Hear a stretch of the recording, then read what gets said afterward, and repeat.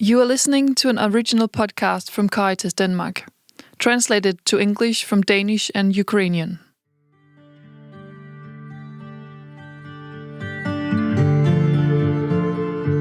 How does one gain new perspectives on something as media stereotypical as war?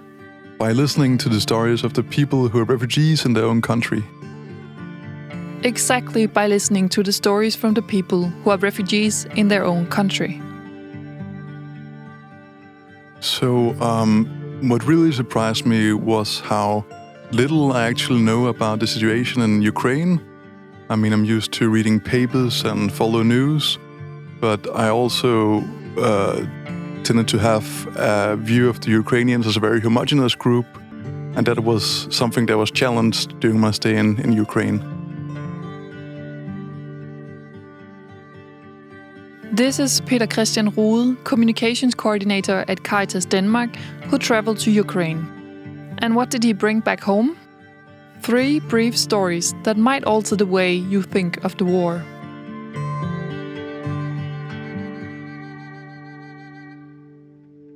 So the purpose for us was to visit 4 centers for internally displaced persons in the western part of Ukraine, near the city of Ivano-Frankivsk, which are operated by Caritas with the support from the Danish Ministry of Foreign Affairs. And I had a colleague with me from Caritas, and he was responsible for monitoring. So this means that he had to ensure that the funds these centers received were being used effectively. And my purpose, on the other hand, was to interview the people at the centers and to get them to tell me their stories, how they had fled from eastern Ukraine, and they helped the received at the centers.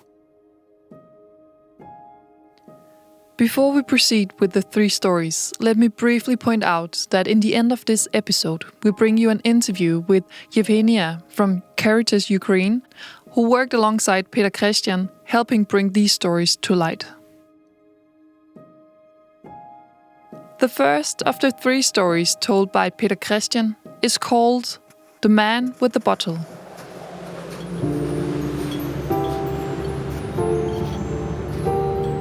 It's winter. In the streets of the small village where everyone knows everybody, a young man is stumbling around, extremely drunk.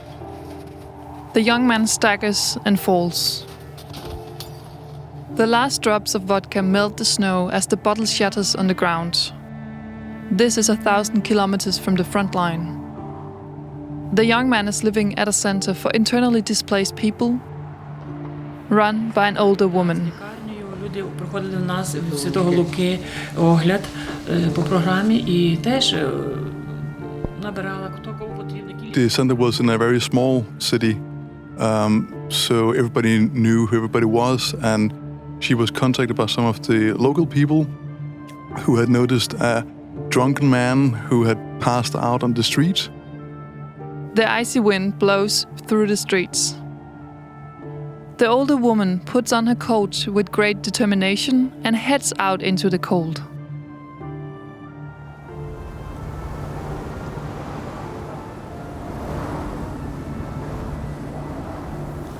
And she went to pick him up and to carry him back to the center.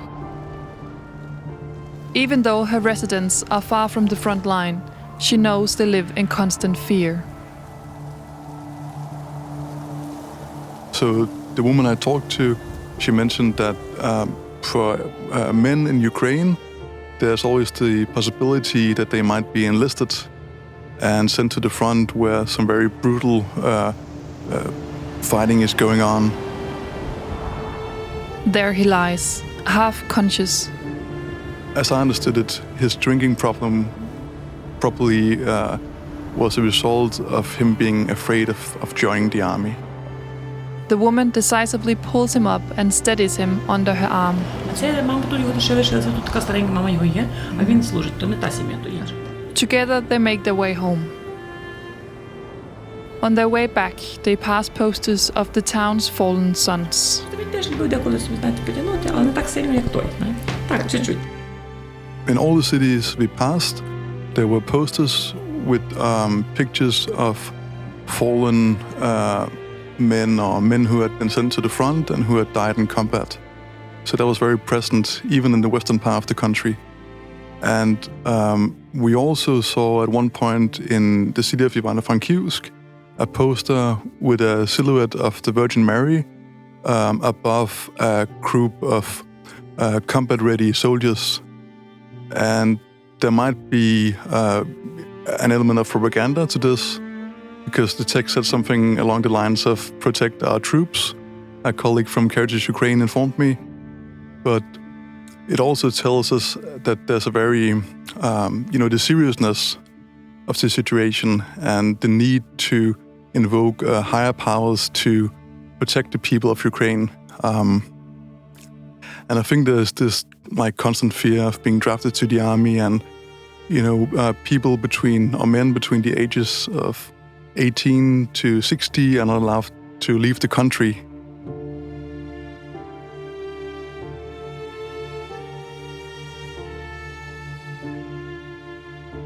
Peter Christian Rode spent 4 days in Ukraine.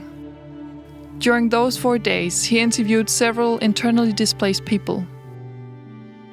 One of them was Marina, and this is her story, which we've titled A New Language.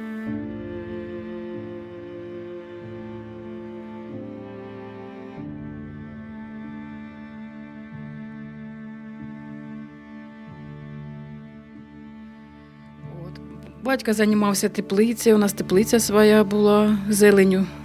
Зелень, укропчик, лучок таке продавав на ринку. So it was kind of a large room, but at the same time a very small room for so big a family, with 9 family members in total, with white walls.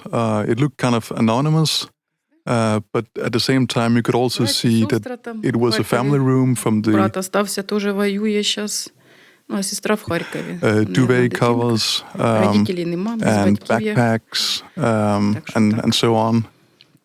So, but it's really just that it's meant to be a temporary shelter for these people, but they had stayed there for over a year because it's also difficult to find accommodation if you come from the eastern part of the country to the western part, and to find a job and so on. So even though the husband, the father, he had found a job, they had not been successful in finding accommodation. And when did you decide to leave Kharkiv? Так от, рішили, бо дуже довго. Ми думали, що це ненадовго, якась, вроді би, Росія, братська. So one of the first things Marina told my colleague Yevgenia was, you can tell how well I speak Ukrainian. And me personally, I don't speak either Ukrainian or Russian. But the reason why she told this to my colleague from Caritas Ukraine was because Marina was not used to speaking Ukrainian at home. She knew Ukrainian from school, but she was used to speaking Russian with her family. And I think that's also a theme for a lot of the people who flee the eastern part of Ukraine to the western part, is that they have to learn a bit how to speak Ukrainian. Люди якось розуміють це. Бува нічого, а тут що легко, що в шелтері всі ж ми. So it surprised me how much importance was ascribed to language. For instance, at our hotel where we were staying in Ivano-Frankivsk, there was a sign in the breakfast buffet saying that you need to speak Ukrainian. And this is because when Putin has tried to justify his invasion of Ukraine, he has also mentioned a certain historical, cultural, and also linguistic unity that unites Ukraine with Russia. So speaking Ukrainian in itself becomes an act of resistance. And one of my colleagues from Caritas Ukraine, she's from Kharkiv in the eastern part of the country.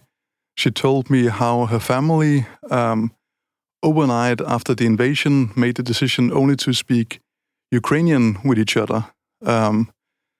And this was because they didn't want to have anything to do with the Russians.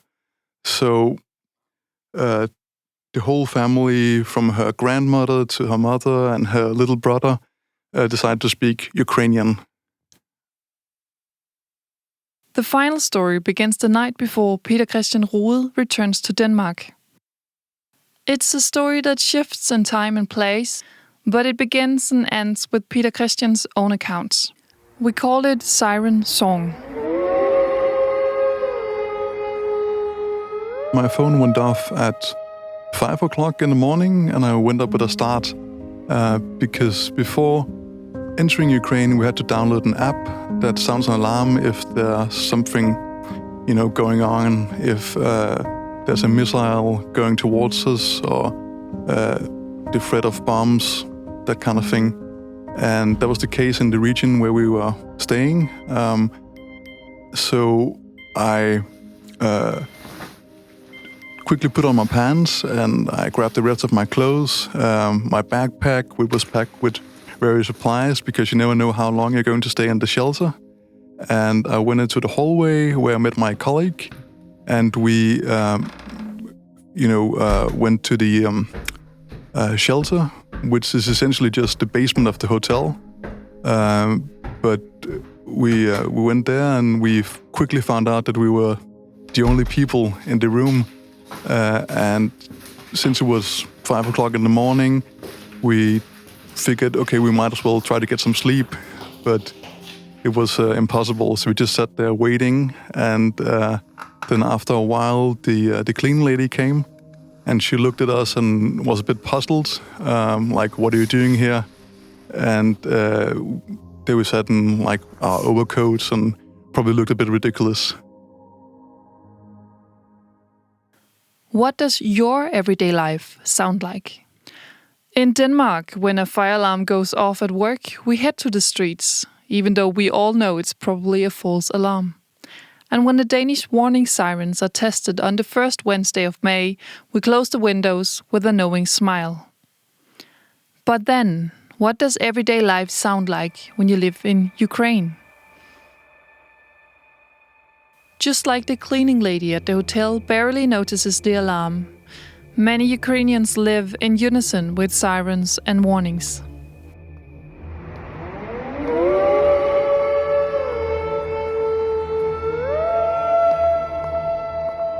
She is a singer and an artist and is on her way home after a festive evening with friends. Diana, as she's called, is taking a nighttime walk through the streets of Kiev, Ukraine. It's nearly midnight, and in Ukraine there is a curfew. You're not allowed to be outside after midnight. So Diana is in a hurry to hail a taxi and get home. She's on a small street with no shelter nearby as she hears the air raid siren. She's heard the air raid siren many times before, and without fully understanding why, she takes out her phone and starts recording. A video clip where she begins to harmonize and sing along to the sound of the siren.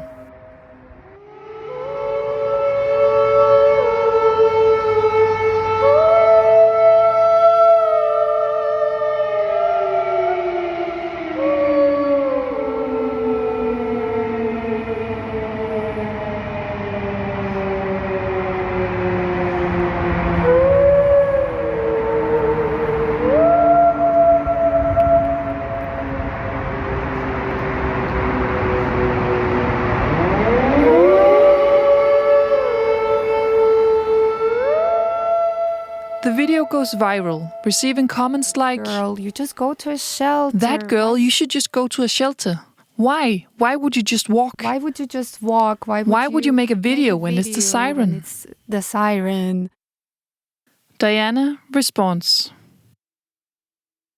This is a very interesting thing about being a human, actually. At first you get scared of all those sounds and sirens and everything, but then, very quickly, you simply get used to living in the warm conditions. And things like siren become something very routine and no longer surprising. I believe this is because our nervous system cannot remain a constant state of stress, probably, but it could look very strange for people who never have been living in the condition of the war. I saw it 10 years ago in Donetsk, and I see it now. People getting used to so quickly for those terrible, terrible things. And they still, they make art, they build families, they open businesses and everything, and they never stop.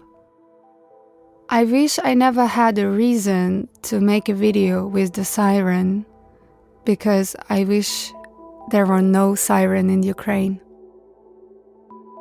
I wish I could make art about happiness and all of the good things, about love, I don't know, everything, but not about war. But as soon as it's already here, this is my language, so I talk.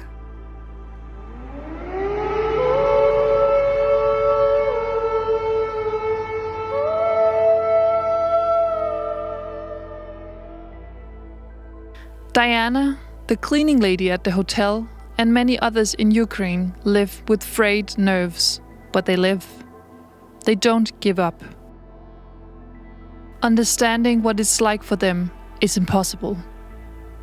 The best we can do is to listen to their stories and look for hope. And what about Peter Christian still sitting in the shelter? After 2 hours and 40 minutes, roughly, the alarm was cancelled. Well, 2 hours and 40 minutes later, he and his colleagues were able to go back upstairs. And we could go up to our rooms. And since it was the last day of our stay in Ukraine, we took our luggage and we had a quick breakfast, and then we headed towards the Polish border. And then while we were in the car, we realized what had gone on during the attack. So, which was a clear escalation in the war, because for the first time since the invasion in 2022, the Russians had used an intercontinental ballistic missile against Ukraine, and it had landed in the eastern part of the country. But since the alarm on my phone sounds whenever the missile is just heading towards your region, we had also gotten the notification and had to seek shelter. You could say that war and conflict are a series of plot points. No matter the type of war, we measure its progression through the worst imaginable moments. Whether it's the use of a new weapon, the loss of a city, or another atrocity. We try to understand where the war is heading.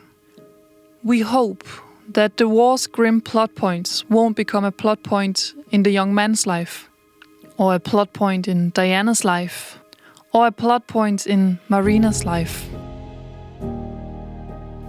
And even though it is less likely now that they are far from the front line, things are far from good. Because they are living their own stories with their own plot points. The kind of plot points we don't see in the news. But maybe we should start listening to the small stories to understand the war.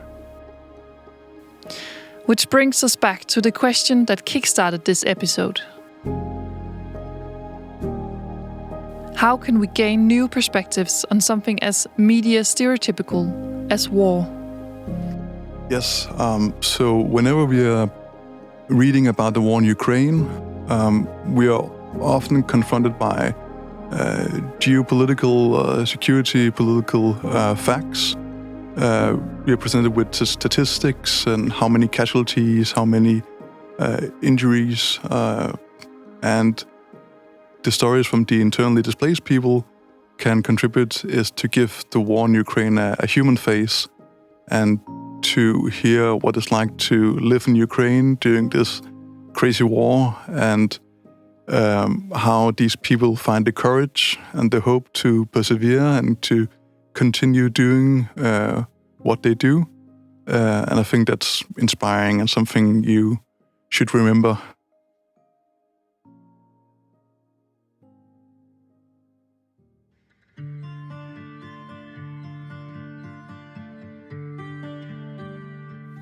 Thank you for your time, and thank you for listening. This podcast is produced by the podcast agency Here and is published by Caritas Denmark, supported by Danita, Denmark's Development Corporation. Soundbites from YouTube as well as a clip from Diana's podcast, Shortcuts, were used in this episode.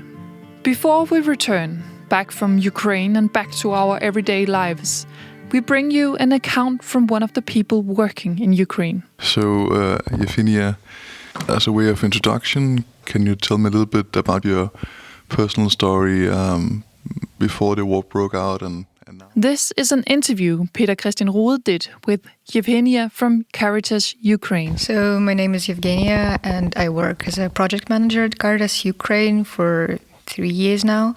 And I am myself from Kharkiv, and I have this IDP certificate from the government, so yeah. Yevgenia is from Kharkiv, Ukraine's second largest city, which is particularly vulnerable due to its proximity to the front lines and is therefore often hit by bombs. Today, Yevgenia lives in Kiev, where she also works for the headquarters of Caritas Ukraine. And what were your thoughts and feelings at the moment of leaving Kharkiv? So it was hard from the personal perspective because slightly at that time, my father was drafted to the army. So my mom stayed at Kharkiv all alone with my, at that time, 3 years old brother. What do you think is the reason for your mother and brother to stay in Kharkiv? So my mom says that even walls that you used to be in helps you to feel better. So she really loves Kharkiv, and I completely understand that love because citizens of Kharkiv are really famous among other Ukrainians for loving their hometown. And as like me, she was born there, raised there, finished university, found her all the jobs, set in a family there. So it's really a hard decision at her age to switch to something completely different and go to nowhere. And how do they live in Kharkiv?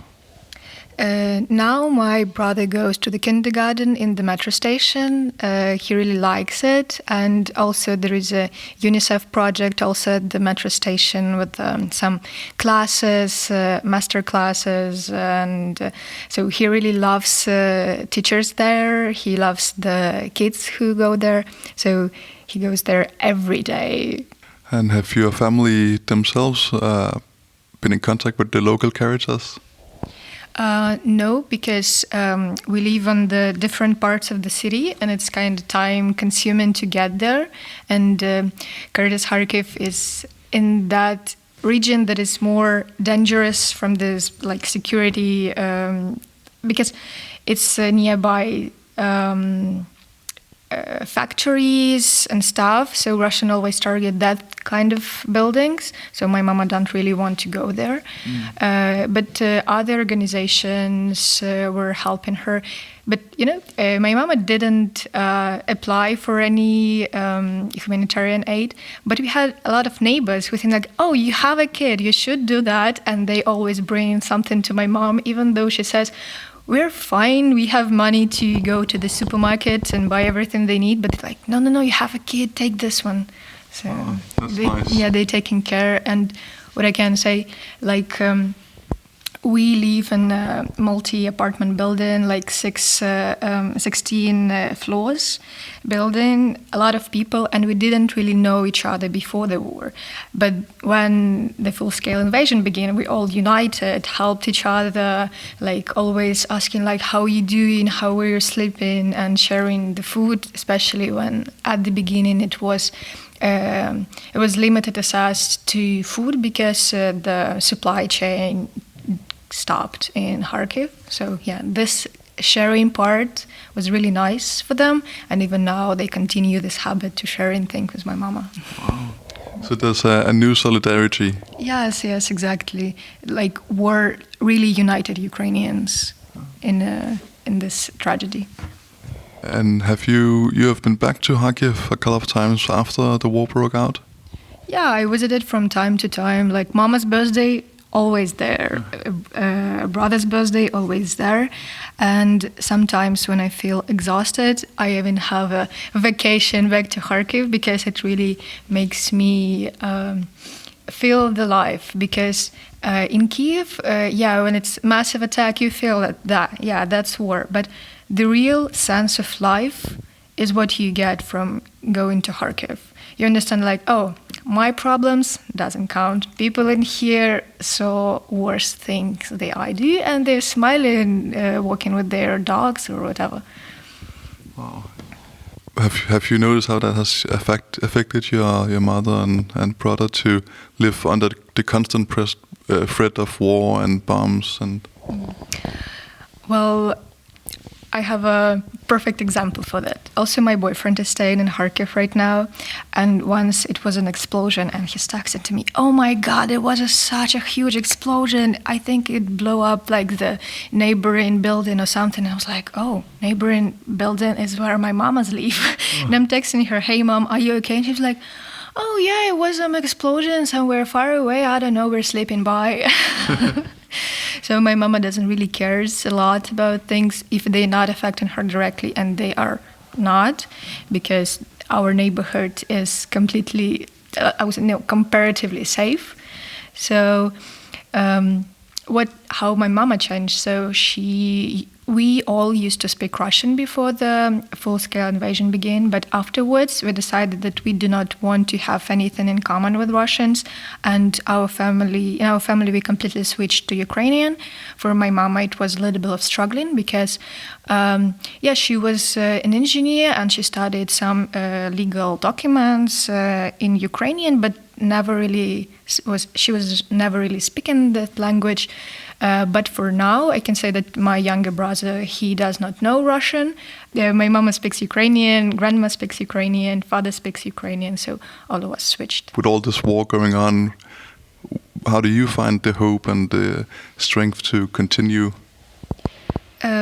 That's my job. That gives me like the sense of that what I'm doing is important to other people who are also might be from Kharkiv, and I work for Ukrainians to be in a better situation, to somehow relieve their pain because of that war. That gives me hope. Great to hear. Okay. Thank you very much. Once again, thank you for your time and thank you for listening.